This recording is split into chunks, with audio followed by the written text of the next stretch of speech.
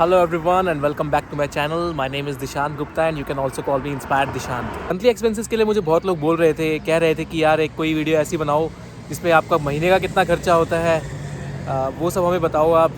तो आज की ये वीडियो उसी के लिए है। फ़िलहाल तो मैं घर देखने आया हूँ क्योंकि जो पहले मैं घर देखने गया था वो इतना पसंद नहीं आया। सिटी से थोड़ा दूर है तो सोचा कि कोई दूसरा घर देखने आ जाता हूँ। सबसे पहले तो बात कर लेते हैं फ़िक्स खर्चे की। तो अगर आप जर्मनी में आ रहे हैं एज अ स्टूडेंट, जो आपका खर्चा हर महीने जाना ही जाना है वो है आपका मंथली रेंट। तो मैं यहाँ पे दे रहा हूँ 500 यूरो। मेरे साथ मेरे कुछ फ्रेंड्स हैं, उनसे जान लेते हैं कि वो कितना रेंट देते हैं। हाँ भी हरीश, कितना रेंट देता है तू? मैं 500 देता हूँ। ये भी 500 यूरो देता है। And Minaj, what about you? How much rent are you paying? 330 per month. 330 per month, but that is a shared room, right? Yeah. And you? 300. 300 euro. He is very lucky. हम सब दोस्तों में सबसे ज़्यादा lucky ये अरुण ही है जिसने last में बताया कि वो 300 यूरो देता है।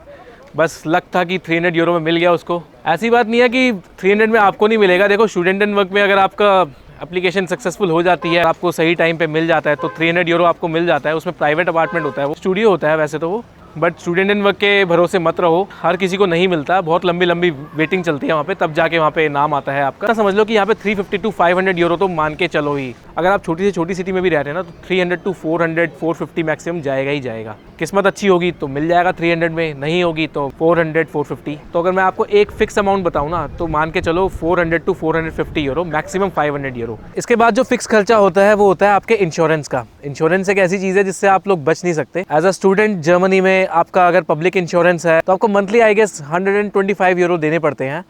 टीके का ऑप्शन होता है, एओके का ऑप्शन होता है। बट अगर आपकी एज 30 या उससे ज़्यादा है तो ऐसे कई स्टूडेंट्स भी हैं जिनकी एज 30 या 30 से ज़्यादा है और वो इंश्योरेंस देते हैं अराउंड 50 यूरो, मैक्सिमम 75 या 80 यूरो भी होता है। इसके बाद खर्चा आता है ग्रॉसरी का। ग्रॉसरी का ऐसा खर्चा है कि वो डिपेंड करता है पर्सन टू पर्सन। मैं अगर अपनी बात करूँ तो मैं प्रेफर करता हूँ पैसे बचाने की। तो ग्रॉसरी की जो भी चीज़ें होती हैं, फॉर एग्जाम्पल मिल्क है, ब्रेड है, बटर है और फ्रूट्स है, वेजिटेबल्स हैं, बाकी की दाल मसाले वगैरह, ये सब चीज़ें जो हैं, ये सब चीज़ें मैं खरीद के लाता हूँ एंड घर पे ज़्यादातर खाना बनाता हूँ। तो मेरा जो मंथली एक्सपेंस आ जाता है वो अप्रॉक्सीमेटली 150 to 200 यूरो का हो जाता है। बट अगेन डिपेंड करता है कि आपका कितना यूजेज है, आप क्या क्या परचेज कर रहे हैं।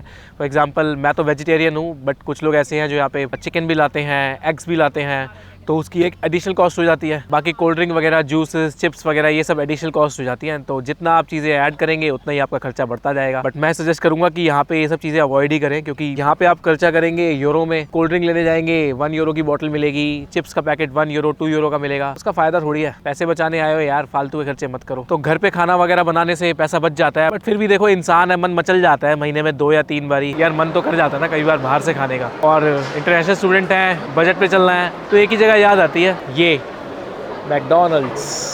Last but not the least जो आपका खर्चा होता है वो होता है आपका talk time data plan. Depend करता है आप प्रीपेड प्लान ले रहे हैं या पोस्टपेड प्लान ले रहे हैं। मैं सजेस्ट करूंगा कि आप पोस्टपेड लो। मेरे पास पोस्टपेड प्लान है O2 का, जिसका मेरा मंथली बिल आता है अराउंड 20 यूरो, जिसमें मुझे मिलता है अनलिमिटेड डेटा और अनलिमिटेड कॉल्स। जो मेरे फ्रेंड यूज़ करता है वो अराउंड 10 यूरो का बिल आता है, लेकिन उसमें उसके पास लिमिटेड डेटा होता है, लिमिटेड कॉलिंग प्लान होता है। तो फिर अगर इन सब खर्चों को टोटल करें तो कुल मिला के जो आपका खर्चा बनता है मंथली का वो लगभग 800 से 900 यूरो बन जाता है। कम भी हो सकता है, ज़्यादा भी हो सकता है, डिपेंड करता है पर्सन टू पर्सन। अगेन सबके अपने अपने खर्चे होते हैं और सिटीज़ भी होती हैं अलग अलग। लाइक अगर आप बर्लिन में है या म्यूनिक में है तो खर्चा थोड़ा ज़्यादा भी हो सकता है। ब्रेमेन का खर्चा थोड़ा अलग है। बट मैं यही सजेस्ट करूंगा, अगर आप एज अ स्टूडेंट आ रहे हैं ना, अपने खर्चों पे थोड़ा सा कंट्रोल करें। अभी तक तो मैंने आपको बताया कि कितना खर्चा टोटल हो जाता है। आगे मैं बताऊंगा आपको कि कैसे आप अपने खर्चों को कंट्रोल कर सकते हैं, कैसे आप पैसे यहाँ पे बचा सकते हैं। तो बहुत हो गई खर्चे की बात, अब बताता हूँ कि खर्चा बचेगा कैसे। जितना हो सके उतना पब्लिक ट्रांसपोर्ट यूज करो, या वॉक करो या फिर साइकिलिंग करो। प्राइवेट टैक्सी बिल्कुल मत करना, नहीं तो बहुत महंगा कटेगा। खाना खुद ही बनाओ, रेस्टोरेंट से पैसे वेस्ट मत करो। और अगर फिर भी बाहर जाने का मन कर रहा है, खाना खाने का मन कर रहा है, तो फाइन डाइनिंग में मत जाओ।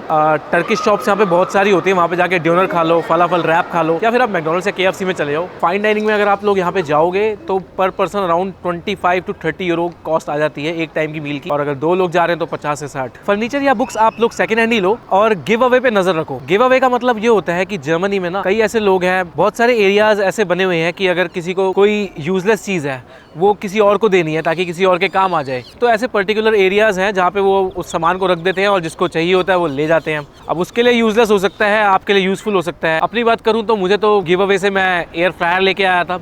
हेडफोन लेके आया था, तो मेरे लिए तो काफ़ी यूज़फुल चीज़ें थी ये। अब गिव अवे पे नज़र कैसे रखी जा सकती है? जिस भी सिटी में आप रहते हैं उस सिटी के टेलीग्राम ग्रुप्स होते हैं, फेसबुक ग्रुप्स होते हैं, इंस्टाग्राम ग्रुप्स होते हैं, तो इन ग्रुप्स को आप ज्वाइन कर सकते हो और अपडेटेड रह सकते हो कि कौन सी चीज़ कहाँ पे क्या मिल रही है। स्टूडेंट आईडी का यूज़ करो for things like museum, cinema और थिएटर, क्योंकि जब यहाँ पे आप स्टूडेंट आईडी यूज़ करते हैं तो आपको डिस्काउंट अच्छा मिल जाता है। पार्ट टाइम जॉब जरूर करो, क्योंकि किसको बुरा लगता है यार कि अगर आप पढ़ाई कर रहे हैं और पढ़ाई के साथ एक आपकी एक्स्ट्रा इनकम हो रही है, मगर आप तभी करो अगर आपको लग रहा है कि पढ़ाई के साथ अपनी पार्ट टाइम जॉब आप मैनेज कर सकते हैं।